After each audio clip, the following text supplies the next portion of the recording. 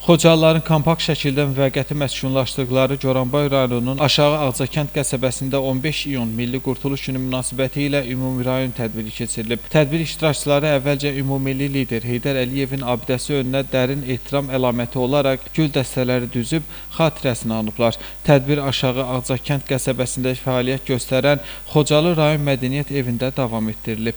Tədbirdə çıxış edən Xocalı rayon icra hakimiyyətinin başçısı Şahmar Usubov və digər natiqlər Milli Qurtuluş Gününün əhəmiyyətindən, ümummilli lider Heydər Əliyevin xilaskarlıq missiyasından, Azərbaycan xalqı və dövləti qarşısında xidmətlərindən, siyasi irsindən və bu irsin Prezident İlham Əliyev tərəfindən uğurla davam etdirilməsindən danışıblar. Bildirilib ki, 1993-cü ilin iyununda ölkənin düşdüyü ağır vəziyyət, vətəndaş qarşıdurması və dövlətçiliyin süqutu təhlükəsiz fonunda xalqın təkidi ilə Heydər Əliyevin yenidən hakimiyyətə qayıdışı müasir tariximizin qürur səhifəsidir. Ulu öndərin hakimiyyətə qayıdışı ilə ölkəmizdə dövlətçiliyin əsasları möhkəmləndirilib, siyasi sabitlik təmin olunub. Tədbirin sonunda Qurtuluşa doğru sənədli filmi nümayiş olunub. Rahim İbrahimoğlu, Qurban Vidadioğlu, Bu Gün İnformasiya proqramı üçün.